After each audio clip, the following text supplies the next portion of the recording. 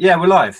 Right, hi guys, it's Nick coming to you from a freezing cold Hitchin and a rather moist Hitchin. And I'm here with Zaheer. Do you want to say hi, Zaheer? Let us know how you're doing. Hi everybody, Zaheer calling from obviously the southeast in Thornton Heath, and it's cold and nasty here as well, but that's no change. So hello everybody. I've been reselling for about a year now, all thanks to Nick. Pretty much, just to quickly introduce myself, I stumbled across his videos a year ago, literally when he first started making them, and now he's on 5,000 subscribers, which is mind-bogglingly fast growth, but also he's inspired me as well as a lot of you guys to become a reseller, and it's awesome. So, that's pretty much my intro. Cool. Did you go out today? Did you fight the cold and go out at all? I was planning to, but I didn't because it was so cold. But not just that, I've been recently really trying to list a lot more, and I'm trying to discipline myself because I don't want to become one of those people that has the pile of shame, because I'm working through mine, and now it's more like a bundle of shame now, and I'm happy about that. So I decided against it. I mean, what about yourself? Did you bother with it? I stayed in bed. Yeah. And then I rolled out of bed late, and then just got itchy feet and wanted to go down. So I did go down to the one in Hitchin, but it was pretty much at the end by the time I got there. But I got a few things. I got a nice Star Wars Battlefront on the old Xbox, Cool. Which sells really well. The disc is a little bit on the dodge side, but I think it will pass. Another friend's seen it. Oh, friends seen it. Yeah. You're like a magnet to those. I imagine you walk through the boot fair and they just fling themselves onto you. So, I did shift another one, a sealed one on Amazon for 60 quid though, so they're pretty good. 60 quid. I mean, that's phenomenal, isn't it? I think I got lucky during the week when I went to a charity shop and I got like a haul, which I posted on the Facebook group. I don't know if you saw the post on there, but I got a pile this big of about 20 GameCube games. And one of them was even the Game Boy Player disc, Pikmin 2, Luigi's Mansion, all these for like £1.50 each. So I just went there. I just really have all of them, thank you. So I got that. I was really lucky because it was a random visit, and that kind of placated me, I think.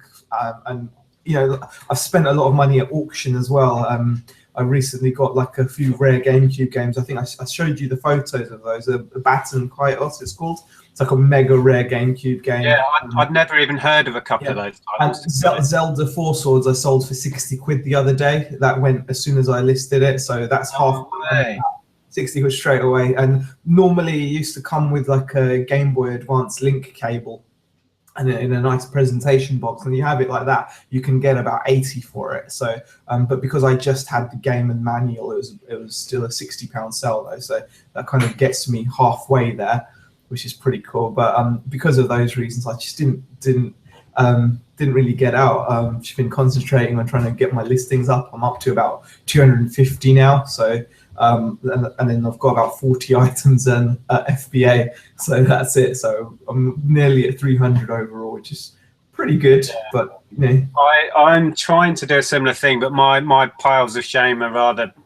large. No, I'm not nowhere near on the level of Tom. I don't know if you've seen any. Tom's ridiculous though, isn't he? I mean, he's just ridiculous. He's a hoarder. He's a hoarder. I don't care what he says. He's a hoarder, and he sells bits when he can't get through the front door. I think that's his rule. He's like, better send off another shipment to FBA. Can't open the front door anymore.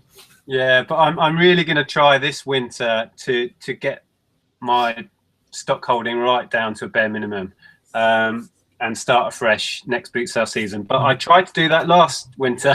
I think that's reseller nirvana. I mean, I have dreams about being able to go out, buy stuff, and just have that stuff to list. And I know that's never likely to happen, but it's what I'm aiming for. I can see your wife calling. No, that's my daughter. I don't know why she's calling. Sorry, I can only see the top of her head. Yeah, that's Hannah. I don't know. You can just walk past Hannah. But, hi, Hannah. Yeah, she's gone now. No, she's gone. She's shot. But yeah, I mean, That's the other thing. I'm thinking of moving my PC setup into my stockroom, because then I can be a bit more enclosed. Because at the moment I've got my stockroom in like a box room upstairs, and I've got my PC down here, and I'm thinking of just moving it all up there so we can just be a bit more around my work a bit more and get distracted a little bit less. So that's one of the things I'm thinking of doing. And but ideally, yeah, Nirvana would be just to be up to date. So when you go to the shop and you buy something, just list it straight away. Yeah, I haven't been at that point since starting the whole game. I want to aim for that. But yeah, I mean, I've noticed you're obviously putting a lot more concentration on FBA this year, because I mean, I do remember like when I first started following your videos and things like that, you used to have a lot more stuff obviously on eBay, and now you seem to have really taken to the FBA within the last few weeks, like in a big way. Like you've. Yeah, well, I think like I said when I started doing it, I've been on the fence about that for the last year, as you know, and been undecided whether it really suits what I do. But I got convinced basically by Tom and chatting to Tom about it all. And then if you know anything about me, I don't do anything half-heartedly. So I've kind of thrown myself into it. And that's why my eBay has suffered. I've got, I think, less than 100 things on eBay, which is just unheard of for me. Yeah. But I just haven't been concentrating on that. But I think now that's the last of my FBA for this year. I sent up another big shipment of 3 big boxes a few days back, which hasn't arrived there yet. And I think that's all I'm going to do for FBA now. So I've got, I don't know how many items it is, but it's quite a few hundred up there now. And now it's just a mad rush to get the rest of this stuff on for Christmas. I did a big photography session yesterday because we worked in the shop on Saturday. And I was photographing toys and games, and I've got so much stuff. I thought I'd have a quick look around the office and pull out some stuff that's perfect for Christmas. And before I knew it, I had a heap pile. Massive pile. So is that predominantly your Amazon, predominantly your eBay stuff, or is this? Yeah, this is eBay stuff. So this is all eBay stuff. So you reckon you've gotten the majority of like what you want to get out on FBA. I think that's the thing. It's when you.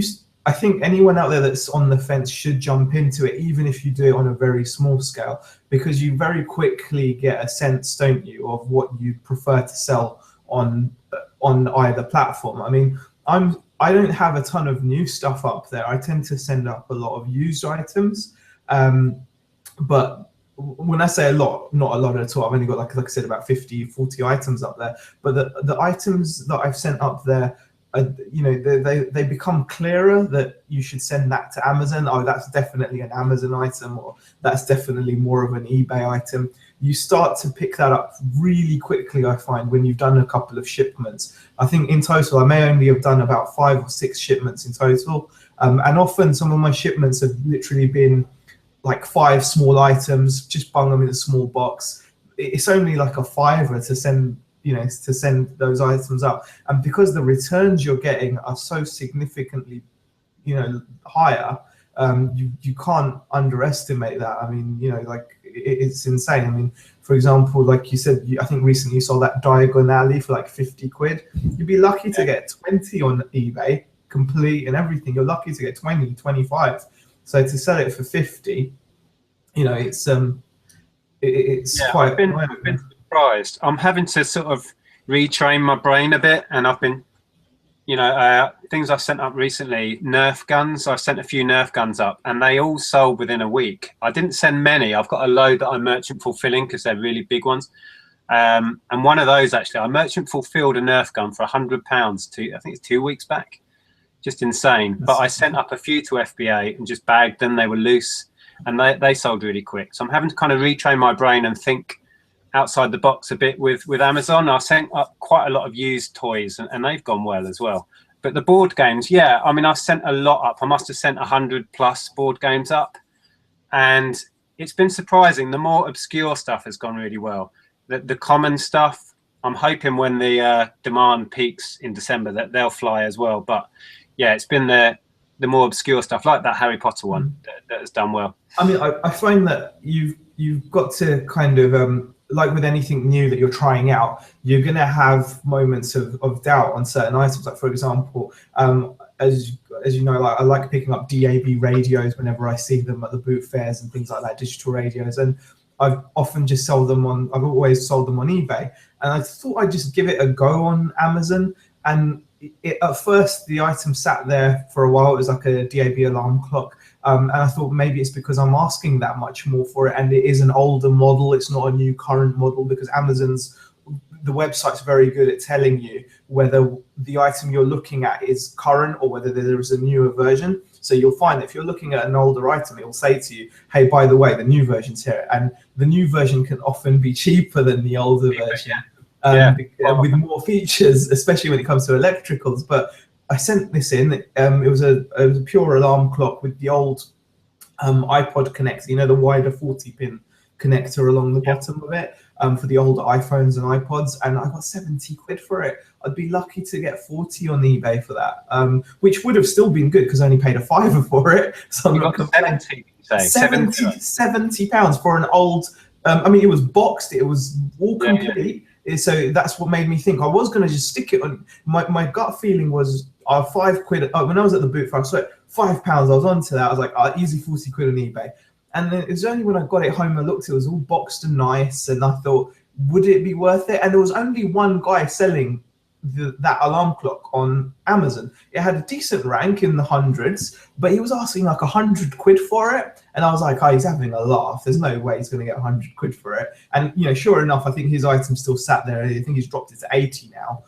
But I kind of priced mine at 70. I thought just to test the water, because like I said, I'd be happy with 40 quid from eBay. £5 to £40 from eBay. I think one thing I've learned in the last few months definitely is that you can get out quick at a lower price and still be pretty happy with the profit you're making. You don't always have to, you know, wait it out to get the top amount. And I think with Amazon, especially when you're trying a new platform, I think that's a wise option, because it can give you that confidence if you're getting the sales rather than just sitting on the items. Because at the same time, I've got certain items I thought would have flown off by now, and they're still sat there, you know, because I've asked top end. So but yeah, changing the subject slightly. Did you manage to find any more mogs? I did, but by that time the limit was in place, so I was limited to. But I've got to say, I don't know. I don't like doing things like this. I know it sounds silly, but I feel a bit icky. I think when I'm reselling stuff, when I'm going to the boot fair and I'm finding something for £1, like the other day I bought a ZX Spectrum for £2. Lady didn't know the value of it, and I sold it for 85 on eBay. That's a massive markup. Yeah, beautiful. And I don't feel even a proton of guilt, or even like a no guilt whatsoever. But for some reason, when it comes to these mod cats, I feel a little bit naughty because it's so in demand. And it's the first time I've done anything like this. But the worst part is the feedback. I've been getting really good feedback for them, like excellent value. And I'm like, I've just tripled the shop price and charged you for it, and you're just happy because you've gotten it for your kid or whatever. And it, you know, it's still providing a service, so I do get it. But it's just that. I know what you're saying, but I think I'm just hardened to it. You're like that. The thing is, I went out to 4 or 5 different Sainsbury's and managed to get a handful. Well, you can see, here's my collection of little pussies up here. This is Mario. He's having it. And we've got Pikachu, who's is going to have I can't remember what was chatting on Messenger with the guys. I must say a shout out to Sean, Margaret, Sam, who else is on there? Michael. So hi guys. We did come up with a name for what the offspring would be, but I can't remember what it was. I don't know. A Mogachu or something. Yeah. But yeah, I mean, like you said, I suppose you've got to be hardened to it in a way, because you're providing a service, and you know it's in demand, and you know, saving someone the hassle and the stress. Yeah, I was quite surprised that they were only £10, because I think they're really quite nice. Yeah, I mean, quite a well-made thing. You know what I mean? They're decently put together, definitely. And I think Sainsbury's really hit onto it this year. I think John Lewis dropped the ball, didn't they? They went a bit too artsy-fartsy this year. They should have stuck to something they could have sold. I find that the one with the telescope. Looking into there's been plenty of jokes about an old man. If you break that video down, it's like a dodgy old man peering in, staring at a young child with a telescope. It's what a Christmas idea that was. I'd buy a plush toy of him though. If they made I'd buy a plush toy of him if they made it with like a little peeping. What, an old man? Yeah, an old man. It would be quite funny, I think. Fly off the shelf. I think, yeah. No, I prefer my cuddly present. Yeah. No, I think definitely it's really peculiar, isn't it? How certain things just take on that mantle of like the must-have Christmas item. I mean, sales-wise overall, though, I'm still yet to see like the massive, the massive influx of sales. I mean, I've started to notice certain items moving a bit more. Like I did have a few toys, like that I've started to pick up, but I've not really had a mad rush yet. And I think maybe part of that is just because not the hype of it, but I suppose as my first proper fourth quarter, I think I was probably expecting like a bit more of a mad rush than there is. But I suppose that's something that you learn, that maybe it's still got time to kick in. Yeah, I haven't seen a big spike in sales, but that's due to me not having much on. I'm doing well on FBA because that's where most of my stock is. But yeah, I mean, this time last year, my November last year was absolutely fantastic. I'm nowhere near the numbers I was at last year. But part of that as well is I haven't had the money to invest in retail arbitrage stock. I would have expected by now to have a load of stuff in storage that I would just pull out and stick on. But retail arbitrage. Because all our money is tied up in the shop, and we have money has been a nightmare this year because we spent every penny we had setting the business up. So it's my hands have been tied really. So this year's been a bit of a nightmare cash flow wise. That's quite an interesting topic, isn't it? Retail arbitrage. That seemed to have gotten a few people's interest on the Facebook group this morning as well about Yeah, I did. I had a look at that and I was like, I can see both sides of the story. I mean, I think it's something that obviously you can do, but retail arbitrage, like anything else, there's going to be different qualities of it, isn't there? I mean, it's just because there's a deal out there, no one's forcing you to go in and jump in on it. Retail arbitrage can be profitable, but like with anything else, you've got to do the graft. It's often the deals that fly by that are the most profitable. I mean, just like if you tell people, oh, go to the boot fair, you'll get really profitable items. It doesn't guarantee it at all, does it? Like if you'd never been to a boot fair before, and I said to you, oh, guess what? There's these great places called boot fairs, and you go there and you get stuff really cheap, and you can sell them for masses of money on eBay. And then you rocks up at 10 o'clock on my advice. You're not going to find anything, and then you might walk away thinking like it's not such a good deal. Same kind of situation applies to retail arbitrage. If you're only going to be going for the most obvious retail arbitrage opportunities, and you're only looking online at the Amazon Lightning deals or whatever, you're going to be limited as to the quality of the kind of the margins of the profits that you can make, because you're just going on what other people are offering you. Whereas if you're doing a bit of the legwork yourself, you might come across something that not everyone's aware of, which is more profitable. So it's again, effort in, profit out, really. Absolutely. I mean, there's a lot of people sharing deals. I do myself, and there's other guys that do, but there's going to be things that I don't share, and there's going to be things that I'm happy to share. But I'm not going to try and share stuff that really is, you're going to lose on. Well, no, because it'd be pointless. I'm not going to take his advice. Retail arbitrage, I've been doing it for years. I mean, I made a video that if guys that are watching this haven't watched it, it's well worth looking at. Well, I talk about over the years some of the best deals I've had. And I think that shows, if you watch that video, how varied it is and how outside of the box you have to think. because there's money to be made on all sorts of weird and wonderful things. I mean, the deals that are going around at the moment, the Amazon ones and that, the market will be flooded in that stuff. There's no doubt about it. And quite often with retail arbitrage, I will sit on stock for months on end and wait until prices get back up to where I need them to be. So it's not necessarily a quick cash in with retail arbitrage. A lot of the stuff I am dabbling in right now, I'm going to try and flip in December, but it doesn't always work out, and sometimes you have to just hold back and just cash it in another day. But yeah, it's an interesting game, and it's quite a high risk game, to be fair, especially if you're playing with high value stuff. I mean, over the year, the videos I've seen of your retail arbitrage stuff as well, I've noticed that a lot of the stuff that you've done really well on, though, has been your local deals. It's been, like you said, you've been creating the opportunities. Like you've been out, the amount of times I've heard you say, I was just in my local Tesco's, and then you walk out with hundreds of pounds worth of retail arbitrage, you know, from there. So, and that comes down to just, that shows that it's about being aware. It's about having your eyes open at all times.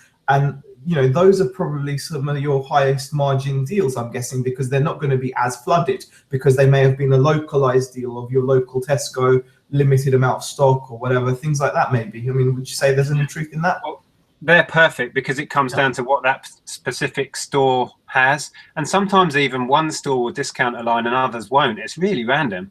But yeah, I haven't had many of those this year, to be honest. Last year was fantastic for me for that sort of stuff.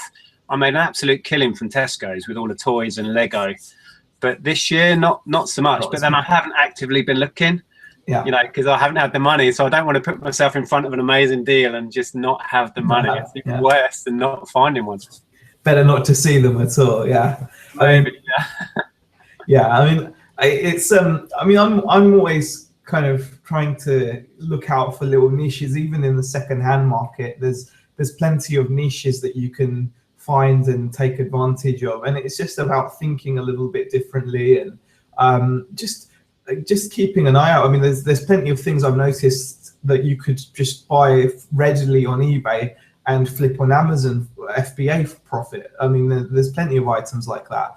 And it's just about doing your research. And I think in the end, people that do the most research will kind of make the best profits. And it's not about being unhelpful or not. I mean, we're still giving information away. I mean, I feel just by mentioning the fact that there's actually items that you can buy on that eBay to flip on Amazon, that's information right there. That in itself is information. Now, what you choose to do with it is up to you. You can either go and search forums or look at affiliates or whatever, and just look at what other people are saying. You know, you could even type that into YouTube, and I'm sure a few videos will come up. Or you could do some research of your own. You know, a bit of manual labor, as it were, and you may come up with something that no one else has thought of, and make a killing of it, and expect. I think the thing that always keeps me out of the kind of stress of all this, in terms of the market's dropping, is I never see anything as a sure thing.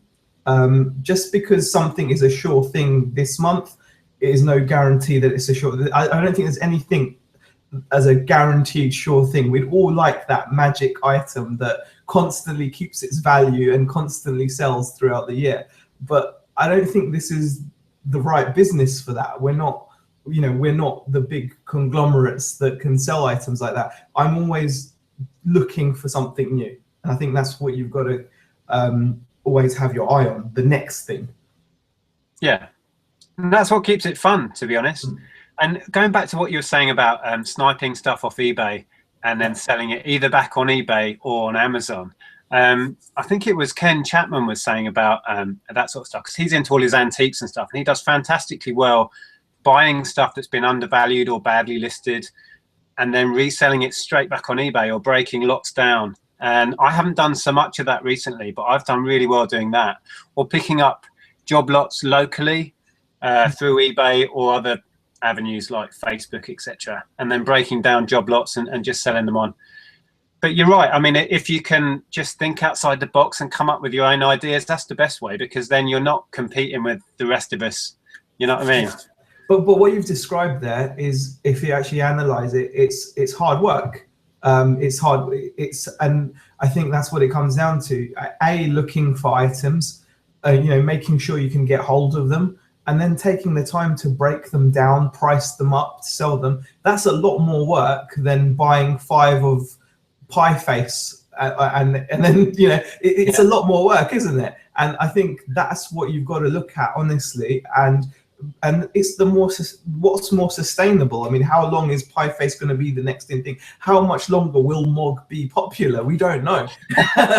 We don't know. It's, for all we know, Sainsbury's might be getting a shipment of a kajillion coming in the next week. And don't. I'm trying to hold out with mine, mate. Don't tell me that. Well, no. I'm going there on Monday and I'll have find £5. I mean, but of course, but you understand what I'm getting at is that, I think that when you're doing things like such as what you mentioned Ken does, and a lot of the other guys do, when you can find something like that, that's going to be a lot more sustainable, and that can be your bread and butter, for example, can't it? I mean, if you know how to break down bundles, like I know a lot of guys like to buy console bundles, and they can sometimes spot valuable games within the bundles. And that's something that a lot of people can start off on, because a lot of guys our age especially are into vintage retro video games. We were about at the right time, at the right age, so now that knowledge is coming in really valuable to us. But luckily that knowledge was accrued through just our love of games. But the idea is, if you can get that kind of knowledge in things that you're not necessarily in love with, you're just going to open this massive world up. I mean, I who would have known that that you could sell vintage scales to people. I bought these old rickety looking Salter hanging scales, and I think Angus Steakhouse bought them in London, so they're probably going to stick them up on on display somewhere, so that when you're eating your steak, you can look at my scales and enjoy your meal. So awesome. It's just that kind of thing. And if you can find a job lot of something like that, that's going to do you well. I mean, like your badges. I mean, who thought people cared so much about those birds and things that you had? Do you remember you had like a massive? You were breaking up there, buddy. I couldn't hear a word of it last. Oh, maybe it's my headset. Is it? I can hear you again, okay, but your visuals are breaking up. Oh, okay. Might just be my my internet. I don't know. Oh no, I think you're back in the room. I'm back in the room. Okay, yeah. No, I was just saying. I mean, for example, like the pin badges you bought as well. I mean, who would have thought that a job lot of those would have been so profitable? Oh yeah, I keep forgetting I've got the vast majority of them left. They're sat in the corner of the office, and I keep every now and again I look at them and go, "Oh my god, I've got hundreds and hundreds of these to list." I mean, you didn't get any of the the mega ones, did you? Like there were some really expensive ones you showed. Yeah, the RSPB badges. I think the most I got was £9 for one. I mean, but yeah, they worked out pennies each, so it was all good. I got my money back on that whole lot when I pulled out all the rubbish that wasn't worth anything and sold it on in 3 or 4 job lots, and made about 50 quid profit, I think, on the whole deal just doing that. And now I've got, I don't know, 400 or 500 that are worth something. It's just I haven't got around to it. I'm terrible at buying stuff and thinking that's fantastic, and then moving on to the next thing. I've still got that huge haul of Warhammer. All I sold is I sold 2 sealed boxes and made money on the whole lot just from those 2, but I haven't even touched the rest of it, and there must be £400 or £500 worth. I just put things in a corner and forget about them. It's not a good trait, really. No, not really. No, I mean, not when there's that kind of money sat there. I mean, but some of it, again, all of that stuff does take time. I mean, you're going to have to obviously figure out what goes with what. And I think it's just, I mean, sometimes I'm surprised at the lengths people go to, for example, sell their Lego bundles. I mean, that can take a while. You used to do Lego yourself, didn't you? But I suppose because of your love for Lego, you can go through the pain of separating and finding, everything. But it's a lot of work. When we did Lego and Lego only, as you probably are aware, for 6 months to 8 months, I was working with my brother-in-law doing that. And I do love Lego. I'm a bit of a Lego geek, so it's not a hardship for me to do that. But there is amazing money selling it by the part. I mean, if you search Lego on eBay, you'll find really big sellers selling just about every different item of Lego by the part number, not necessarily an individual brick, but in groups of 10 or whatever. And yeah, it's amazing. There's so much money in it. But yeah, I found it hard to source enough of it, to be fair. That's why I went back to being a jack of all trades, if you like. And I buy and sell pretty much anything that's got a margin. I'm not that fussy. Yeah, I think that's the best way to be, isn't it? I think, and you know, and if you always have that mindset, then you can see things like these lightning deals or these bolos as just one small part of your overall plan, isn't it? I mean, you've got your clothes shop, you've got, you know, all your secondhand stuff, and you've got any deals, any retail arbitrage you might pick up. As long as you see it as part, like, I think it's just too easy to box yourself into doing one thing again and again. I mean, like recently I got into, wasn't that recent, but about a couple of months back, I got into buying old iPods, and I found myself, because it's really profitable. If you can, you know, buy them, swap out a few bits, you can sell them on for good profit, and people sometimes sell job lots of them. But I found myself just buying iPods and only looking for iPods, and then, you know, it's very easy to just to go into that zone. Whereas I think I think with the successful people that do this are probably able to step back from that and say, hold on a second, I'm becoming a bit tunnel vision here. I'm only looking for this, or I'm only looking for that. You know. Yeah. To be honest, though, there is something to be said for really specialising in a niche, and I kind of admire people that know exactly what they want to do, and they do that really well. My issue is I'm just a scatterbrain. I've got so many irons in the fire. We've got different businesses going on. You know what I mean? I can't stay focused on one thing for too long. I've tried it and it just doesn't work. So I do admire people that can specialize and do one thing really well, but that just isn't me. I'm too, you know, my attention span is that of a 5-year-old. I think I'm from one thing to the next, and that's what I enjoy about it. Really, it's like I never know from one day to the next what I'll be buying, what I'll be selling, what I'll be doing. You know.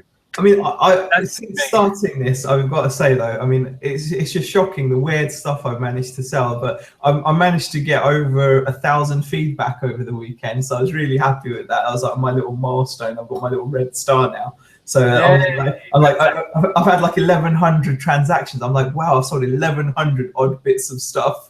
Like, you know, that's pretty impressive. You know, I sometimes fantasize about the size of the mountain of gear. If I could get all the things I've ever sold on eBay and Amazon in a pile, I just can imagine the pile of it. It would just be amazing. Yeah. And it's all stuff that I've picked up through, you know, like, you know, using the forum and using the Facebook group. I mean, just looking back at some of the items, I mean, you know, toy, like video games or action figures. I sold some Street Sharks recently because I saw those ages ago in Joe's videos. I've never seen those.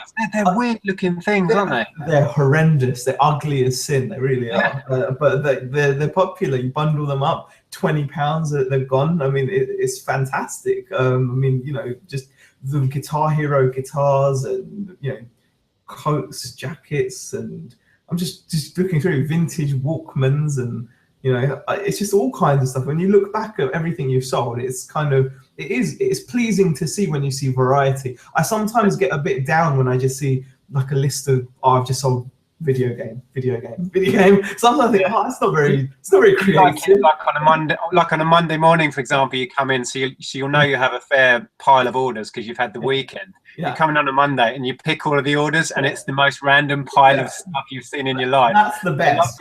Yeah, but especially when you've got to find some really weird shaped like packaging or boxes, and you're like, everything's small, and you have one massive item, and you're like, oh yeah, definitely.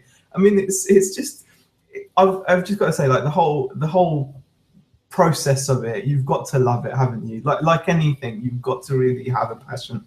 You can't. I think you've got to be passionate about doing this. I mean, not just about it. Making money is obviously the major part of it, but there's plenty of ways to earn a living, isn't there? I think so. You've got to have a want to Yeah, do this. it's a lifestyle choice, really, when you break it down. And if you don't have a passion for it, you're going to find it difficult, to get the motivation. And if I ever fall out of love with doing this, I will be the first to pack it up, because you know what I mean. I'm not going to be wandering around a boot sale if I'm not getting a buzz out of it and enjoying it. But I haven't fallen out of love with doing this yet, shall we say. I mean, this is my first proper year, and looking back, I mean, looking at my overall turnover and my actual profit, I've probably only earned a little bit over minimum wage, to be honest with you, like, over the year when you take out the cost. But it's the most fun I've had, like, in my last 20 years of working. This has been my most fun I've had, like, I'm not 20 years, I'm only 34, but it's just in my last, God knows, decades of working, this year it's been the most challenging. It's been like stressful at times. It's been, I've had moments of real joy, like when you first get like your first big flip and you're like literally running around going, look how much money I've made in one evening. And and you're trying to find people to tell them, give it down. Exactly. Ignoring the fact that you've probably sold nothing for the whole of the week, so really you've only just about made minimum wage, if that. But you're it doesn't matter. It doesn't matter. For that one moment, you are king of the world. You can always text me when you get a big sale, mate. I'll appreciate it. Like, and it's that. If you don't have that, then you're going to struggle, because I'm expecting my business to grow and grow and grow, because I've learned so much this year. It's just unbelievable. I've learned unbelievable amounts about unbelievably different things that I would never have thought of being interested in, and I can only see it getting more and more. And some of it is, like you said, the lifestyle change. Becoming your own boss has so many perils, in the sense of just how you work. I mean, I know you said that once you get going, you can just start churning through the listings. And for me, I think my biggest problem this year has not been knowledge. It's not been finding stock. There's plenty of stock out there. I've got plenty of knowledge about plenty of items. I'm buying them at the right prices. It's been my work. I think one thing that if I could look back and improve on, and what I have started to, it's my work ethic. And by work ethic, I mean my discipline, really. So, I mean, if there's any advice you've got on that, I'm all ears, because... Well, I'm in the same boat. I have always struggled with organizing my time, with self-discipline, with distractions. I tell you what, the Facebook group and the little messenger group I'm part of now, and YouTube itself, have become a problem for me, because I can come in the morning, get all the orders ready to package, and then think, oh, I'll check Facebook. I say to myself, I'll just check Facebook. Right, about, let's say, 9 o'clock. Yeah. And then 10 o'clock comes around and it's like, oh my God, I'm still messaging people. It's an absolute nightmare. But yeah, that's the hardest thing for me is organizing my time and staying focused. And I've just made it so much harder for myself with the new business, because I'm constantly going through and helping Andrea, or dealing with things, and the 101 problems we have with running a retail outlet are now mine to deal with as well. So every day I have so many things on my mind that I've got to deal with. So sometimes listing on eBay is like number 10 in the list, and that's why my eBay has suffered drastically this year. But we kind of knew that was going to happen. That was part of the gamble we're taking on another business. But yeah, you're right. That is, for me anyway, the number one hardest thing is time management and motivation as well. I mean, I think that's just it. It's whenever you look at people that are successful resellers, one thing that's always consistent, it tends to be the regularity with which they list, or like the sizes of their inventory, depending on what you sell. I mean, if you're selling fast moving items, you don't have to have a big inventory, but if you're selling more unique items, you do. So either way, it's going to be one of the two. But the one constant is the consistency with which people list. And it's such a simple topic, whether that's FBA or eBay, really. When I say list, I don't necessarily just mean eBay. It takes just as much discipline, in my opinion, to send off an FBA shipment, if not more, because with eBay, you can at least fool yourself into putting one listing up during your Facebook binges, but with FBA, it's a lot more of a process where I like to get everything ready, and You know, Yeah, I like to do the whole process in one go rather than breaking it up.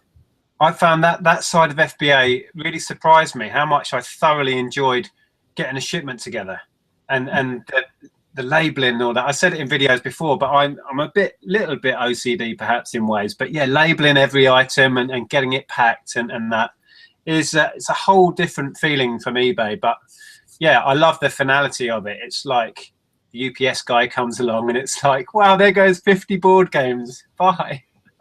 And yeah, I kind of thought I'd miss having the stock here and having that almost security of stock around me, but I really don't. I'm more than happy to let Amazon have it and for me to never see it again. So that side of FBA, I'm absolutely loving, to be honest. I think part of that as well, though, is the fact that the majority of the things that you send up in terms of your board games, when they've only cost you 50p or a pound, you're a lot more comfortable with them having it. Whereas if you're sending up thousands and thousands of pounds worth of stock, you may feel a bit different, although there are people that do it. But personally, I'm talking about how I am as a person. I don't mind sending them my stuff because it didn't cost me much anyway. So I don't mind them having it there. Whereas, you know, I'd feel different if I was sending them something that had cost me a lot of money. Yeah, exactly. Outright-wise. And if prices, I mean, I have sent a fair bit of retail arbitrage stuff up. There must be £400 or £500 worth of that sort of stuff up there. And I mean, this is still all a big experiment. You know, I've been doing FBA kind of as long as you have, not a couple of months. And I don't know how it's going to go with, let's say the bottom falls out, the price falls out of a retail arbitrage item I've got 10 of up there, and I want to get them back. You know, all of that side of it I haven't had to tackle yet. But hopefully it'll all sell. I mean, that's the idea. That's the idea. But yeah, I have sent some fairly high value RA stuff up, but not a lot. And I'm hoping, touch wood, that will all just fly in December. But yeah, you're right. Most of what I send up board games wise, I couldn't care less. It's 50p or a pound here and there. So it's going for 50, 60 quid. It's good. Yeah. I mean, that's the idea. I mean, I think definitely though, I think as a community, we all love to talk about our hauls and we love to talk about the stuff we've picked up, and I'm probably guilty more than anyone. I love doing that. It's the most fun part of the job. But I think we could use the power of the Facebook group and the forum, use its power to kind of motivate us to work as well, because I think it would come in handy if there were more topics about I don't know, maybe just somehow getting each other to, you know, questioning each other, like, oh, actually, how much have you done? And I've actually seen people that have buddies like this where they will question each other, like, oh, how many listings have you done so far, or what have you done so far today? Just like a check on someone. And I think that's a good idea. Mate. That's a good idea. As a bit of a thread on there. Yeah. Like, almost have like mini competitions. Yeah. Oh, yeah, like, exactly. It would just be like, oh, so and so sent up 5 boxes or 50 items to FBO, or so and so listed this much or photographed this much, and it would just create a little bit of competition that everyone can thrive on, because you know, everyone loves going out and finding. I don't need any motivation for that. I don't need to see your hauls or anyone else's hauls to want to go out and get hauls of stuff. I want hauls. Give me hauls. I'll be out there looking. That's not an issue. My issue is, and I think what a lot of people do struggle with, is the more like the discipline side of it. And I think it would be really good if we had like you know, had that. I mean, there's been threads on it actually. I think, if I'm not mistaken, where people do talk about how much they've done or how they've gotten themselves focused. But I think just generally, it would be nice if there was more of a focus on the work side as opposed to the look I've got on this side. Yeah, no, I'm with you. Let's do this next week, mate. Right? I'm on a listing push anyway, so I need a big kick up the arse. So we'll set something up, a thread up on Monday, and we'll like give sort of daily updates. Daily updates on what you've done. No lying. Oh, damn. Okay, that was my plan. Mind you, we could actually check each other's stores and stuff. Yeah, be like, yeah.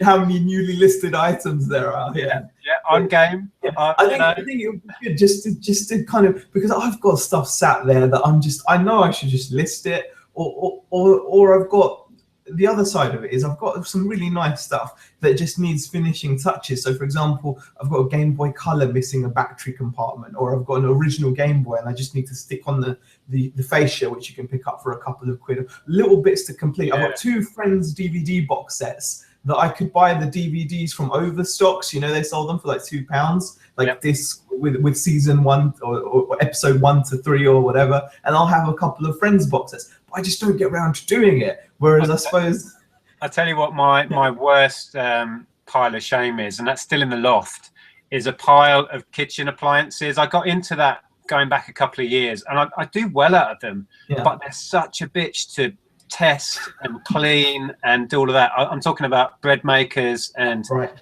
juicers and this sort of stuff. I must have a few £100 worth of that sat in the loft for a year and a half, because there's always something more fun to do. There's always you know, some computer games or DVDs or books, which is my new passion. But yeah, I don't know when they're going to come out of the loft. Don't expect that next week. But well, I think that's just it, isn't it? It's like we're all good at listing the fun stuff and in doing that, but I think G'ing each other through, generally I think it's just something we can take advantage of. We're so lucky that we've built this community so quickly, like, you know, within the space of a year. It's just, you know, it's amazing. I've seen you open the forum. How are you finding that? I'm liking it. I used to visit a lot of forums before anyway. I was a member of like the AV forums, like, and Overclock, which is like a PC one, and I do like the forum, you know, layout, the design. It's really good. And I think the more people that get on it, obviously the better it will get. But I do like how you can organize things a lot better. You know, like it's a lot more clearer, isn't it? Yeah, that was the point when Michael first started talking about it to me. I've never used forums, to be honest. I'm a kind of a forum newbie. But yeah, I get that now we've got a place where if you made a Bolo video and stuck it on there, I could go on and search for that if I'd forgotten some of the detail or I wanted to look it up. Whereas when we only had the Facebook group, you have to sift through everything. Yeah, you'd go back the next day to say, what was that Zaheer was talking about? And there's no way you'd find it. So now we've got a place where if we share something that's genuinely valuable, it will stay there for as long as the forum is up. So it's fantastic in that way. I mean, sorry, what was that? Lounge is a good idea, like just for general chat as well. I think that's quite cool. And, you know, just I think organization is the main part, isn't it? I think the fact that it's so easy to navigate and find what you want, I can just see it just being a really, really awesome tool. And like I said, if we use that, like, you know, to kind of, you know, G each other up to get some listings done, then even better. I mean, you know. I'm serious about this. I love that idea. We will start a thread, and others can join in actually if you're watching it.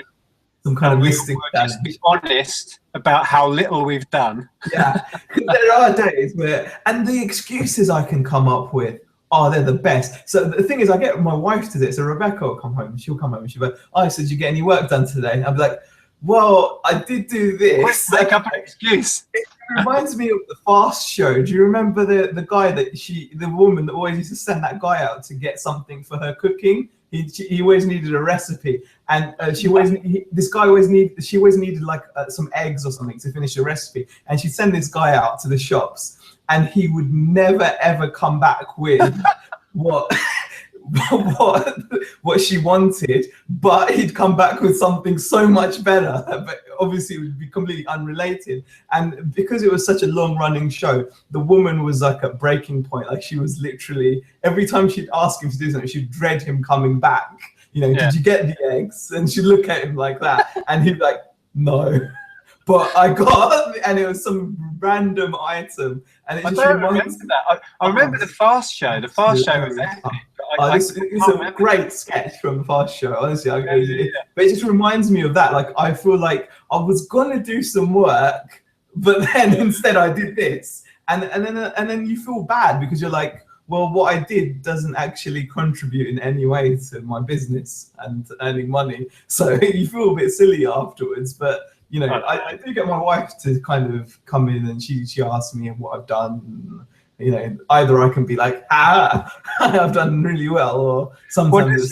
What does your better half think of your whole business little empire you're creating? I've got to say, she's been amazing. I mean, she has been the perfect other half in that sense. Like, I've got to say, I mean, she worked so many long hours at work, and she's kind of she's facilitated this basically. If it wasn't for her, I don't think I'd be able to do this, because as you know, when you first start off, it's very difficult just to build up. You're building up an inventory. What little money you've got is going back into stock, and you're not really making any money at first. You're just kind of flipping things and slowly accruing the change, building up momentum. And and you're learning on the job and whatever. But she's been great about it. I mean, she sees the potential, I think, and so she's more than happy to. And I think she's seen me struggle with jobs over the years. She's seen that I'd never progress in whatever job I did. Like, I'd start off really well, and then a few months later I'd be just fed up of it, and I wouldn't go anywhere with the jobs I was doing. Whereas with this, she can actually see that I'm genuinely enthused, and even a year later I'm still, if not more now, I think I'm even more chomping at the bit now. Yeah, well, that's great to see. And I mean, what you've got to ask yourself is, how much is that worth? If you're passionate about your job, that's worth so much more than being in a job that might pay better. But if you're sick to the back teeth of it, and believe me, I've been there. I walked out on every single job I ever had. Including some really, really good jobs. I mean, as you know, I was in the police force, for God's sake, and I walked out on that. That's just it. I mean, I'd get to the same stage where I'd work, and one day it would literally wake up and I'd be like, I can't go in anymore. and that made you feel worse, especially when you're like, you've got family to look after. You start thinking, God, I'm such an irresponsible git.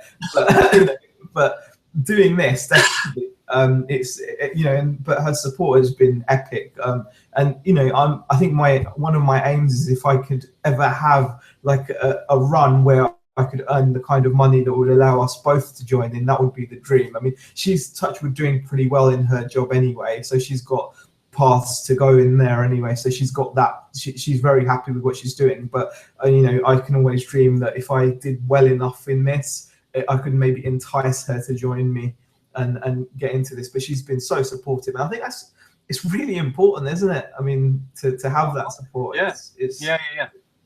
Are you still talking about moving? Because there was a discussion, you were saying that you want to get out of the big city.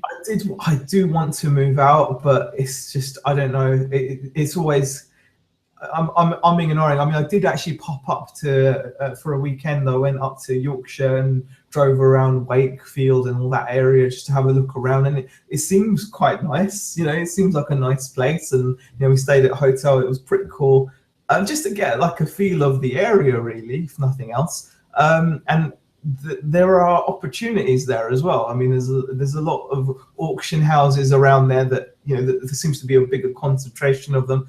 But then when I think about it, I'm like, I don't want to rock the boat either, because I'm just finding my feet now, and I'm thinking, if you can make it here, then you should be able to make it anywhere. That kind of attitude, you challenge yourself. Okay, the rent I'm paying is really high.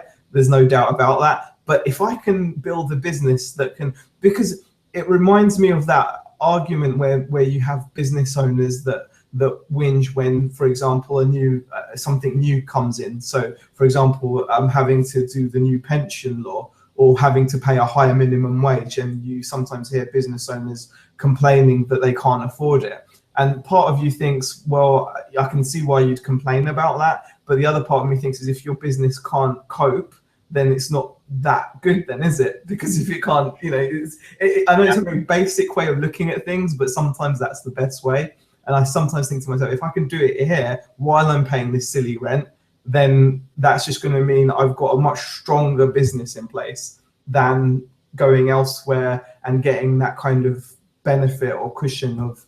Yeah, in theory, you're right, because if you can source enough quality stock in an area of the country where the rents are a third or half as much as you're paying, then you're instantly quids in. But it's a massive wrench, isn't it, to move a family?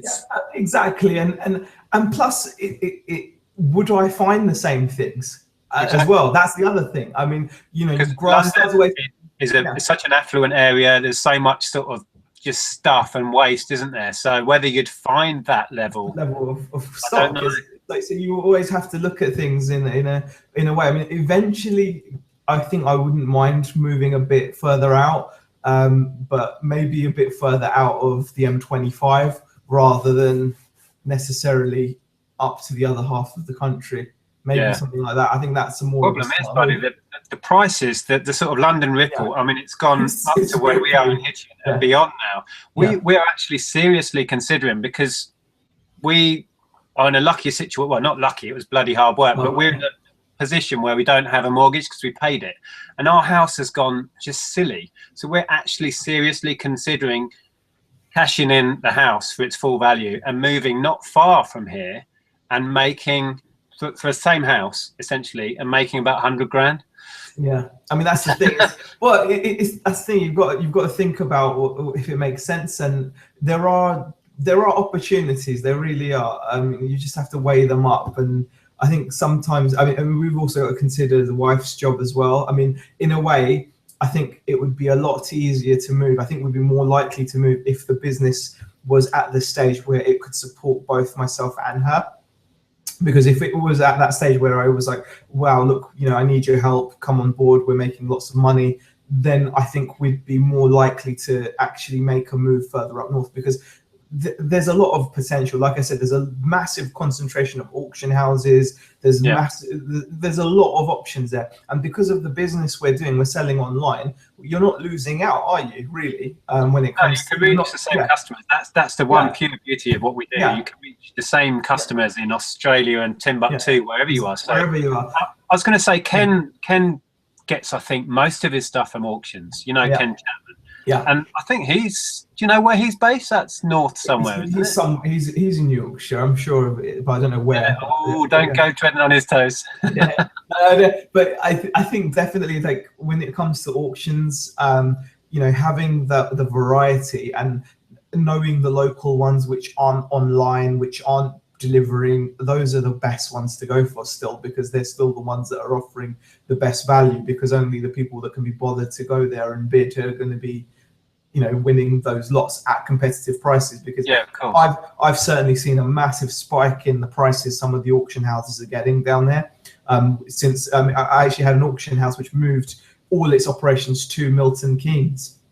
They used to be based down in Chertsey as well, and they used to have a live weekly auction. Now they've gone completely online, and they've even gone to the stage where some of their auctions are for delivery only, so you don't even have the opportunity to go and collect. So it opens it up to the whole country, and obviously because of that, the prices that they're getting on their lots, they're a lot higher, and it's making it not really as viable as it used to be.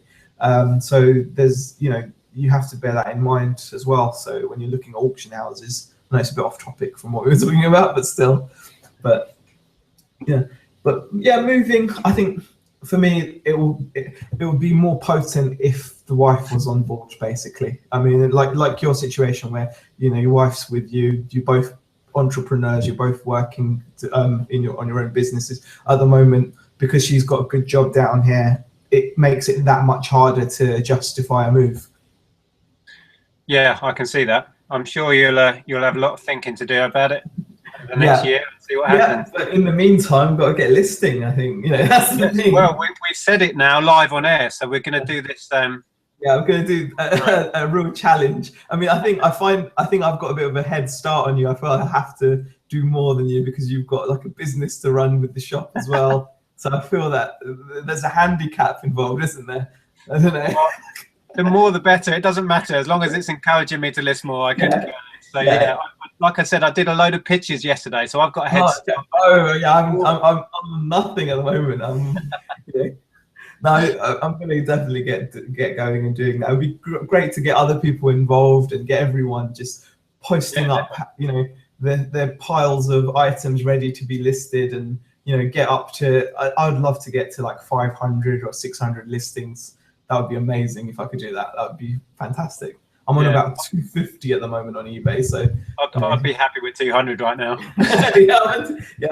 But sometimes you find you're cheating by just doing loads of games and things on their own, and like little PlayStation games for a $5 and stuff. You're like, oh, still it's a listing. The thing is as well, I mean, I have been listing in dribs and drabs, but my eBay's actually going really well. It's like as much as I put on, they're ticking straight on. So I've kind of been hovering around 150 to 100 for 2 or 3 months, just because I'm only feeding the beast as much as it's giving it back out, if you like. I mean, I think that's one of the things that I noticed when I saw my yearly transactions. Like I've done like 1,100 transactions, and I'm like, well, actually, that means I've done a lot of listing. Really, it's just it just shows how much. If you wanted to keep your store above 1,000, it shows that you'd have to list 2,000 items pretty much to have 1,000 items left if you're doing like 1,000 transactions in a 12-month period, for example. It's absolutely relentless, the whole thing. In a good way. Yeah, exactly. As long as it stays that way, that's the important thing. I'm looking forward to the new selling regulations coming in as well. I think that's going to be nice for sellers. With eBay, it seems like it's a lot more friendly with it not counting items not as described and things like that for your defect rate. Yeah, I haven't read up in detail. It looks much more seller friendly. I mean, the percentage is a lot smaller, so I think you've got to be in 0.5% to be a top rated seller. But the only dings you can really get are if you sell an item and you don't complete the sale, so you end the listing after, or you close the listing after someone's bought something. So make sure you have what you sell. And the other thing is, as long as you can resolve any issues without eBay having to get involved, so as long as they don't have to open a case against you. So those are the only.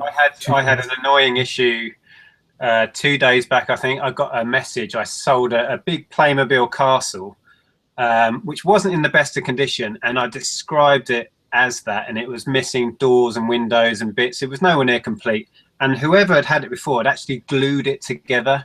So I showed it all had these glue residue. Anyway, sold it for 45, which wasn't bad because it cost me £3, I think. But it was thoroughly described as such. You can see where this is going. And so I got a message yesterday or the day before saying that, well, firstly, she said she can't put it together.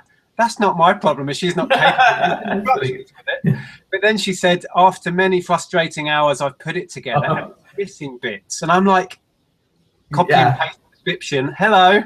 Yeah. But yeah, she was adamant. She wanted money. She wanted to return it. Well, first she said, I want to return this, and I want you to send a courier around to pick it up. And I'm like, oh, here we go. So anyway, I've negotiated back and forth, and I've actually ended up, because I don't want to go through the whole opening a case or send the whole thing back, I've given her 20 quid back just to but it's still she was one of those customers you could tell was not going to let it lie. So yeah, I still made £25 out of a £3 item, so I can't complain because it had £10 shipping on, I think. So I did okay, but it was a pain in the ass. You have to be really open-minded about these things, don't you? I think the amount of stories that go around on the Facebook groups as well. I mean, you've got two choices when something like this happens. You can either get mad about it or just deal with it and move on. Just deal with it and move on. And when you think of how many thousands of transactions you're having, it puts it into perspective. Like, that's exactly what I was going to say. You have to concentrate on all of the sales that went perfectly well. And just, I mean, you'll find this when you've dealt with 100 of these RC customers, it's just like water off duck's back. It's just frustrating. It doesn't make me angry. It doesn't wind me up. It's just another problem to deal with. But yeah, you're absolutely right. You just deal with it as best you can, and then just move. Just keep moving. Yeah, I've got to say, whenever I hear the question notification on the phone from eBay, that it's. I hate getting questions. I'm like, oh my god, what is it? I do get. Trouble is, so many people track down my eBay account through my YouTube by searching things I've shown, and that get loads and loads of questions into my inbox, and I get that feeling of dread, like on a Monday morning, 2 or 3 questions, and then people going, "Hi, are you Nick of YouTube?" I'm like, oh my god. Oh god, yeah, that's all right then. Okay, yeah, that's okay. You can relax. But yeah, definitely. So I try and encourage people to message me on here on YouTube instead, so I don't get that. Oh no, what's coming back? It's one thing I'll say though, this whole reselling thing is it like the amount of different areas that you learn things in is just astonishing. Like becoming like a customer service pro, like learning how to interact with different types of customers, and when you realize how different customers have got such different expectations, like sometimes you'll describe something and they'll come back and be like, oh, it was way better than you said, it was fantastic, or vice versa, you know, and just being able to deal with that is a skill in itself, and you realize how many skills you're picking up, like even as simple as packaging. Like I'm looking forward to doing the Christmas presents this year because I can package the shit out of anything now. I mean, you know, I'm like the best. Yeah, I'm there wrapping it up, you know, doing, oh, look how good that is, huh? You know, do you find though you learn like turns of phrases when you're writing your descriptions? Like it has, I put one, how does it go? It's it has where appropriate to its age. Oh, I use consistent with age. I mean, I've got to say, I'm a little bit lazy now when it comes to that. When I'm listing, I've got a Word document open, and I've got like paragraphs that I've already written, and I just copy and paste, and they're very vague. Not vague, they cover me completely. So they will all say, you know, I think off the top of my head, it's something along the lines of, item has various marks / where consistent with age. Yeah, consistent with age. And if there's anything particularly bad, I'll put in including a scratch here or whatever there. You know, and something like that. And I've just got those, and I just copy and paste them, and I've got specific ones for like you know, games and things like that with cases and manuals, and I've got, you know, one for general items, and I just copy and paste now, which is really lazy. But once you figured out a formula, you don't need to really change it. I mean, you know, as long as you've covered yourself. I think one thing is with selling on eBay or anywhere else is I always make sure I use the correct condition. The amount of items I see that are marketed as good condition, or you know, when they shouldn't be, because if you actually look at the conditions, if say you're selling a video game and it doesn't have a manual, it doesn't matter how good the disc or the case is, you should be selling it as acceptable and not good. So little things like that. I think a lot of people go into the conditions and read what it actually means. It's very important. It just covers you. And I think especially when you're selling like retro games where people have like a specific, they have they're a bit more demanding in a way. You know, that gamers tend to be, if they're buying an old game, they'll want to know whether it has the manual, whether it has the precaution leaflet, or whether it's got the VIP points or whatever. So you've got to, you know, pitch it to the right audience. And if anything, I probably undersell my items, even if something's really good condition.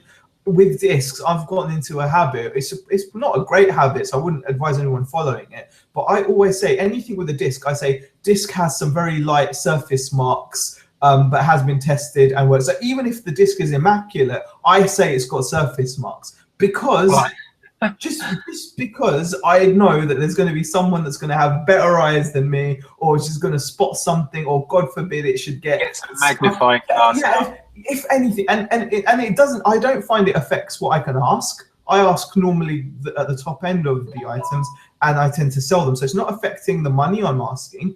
And it gives me that peace of mind that if someone comes back to me and says, "You said this disc was flawless or perfect," it's not.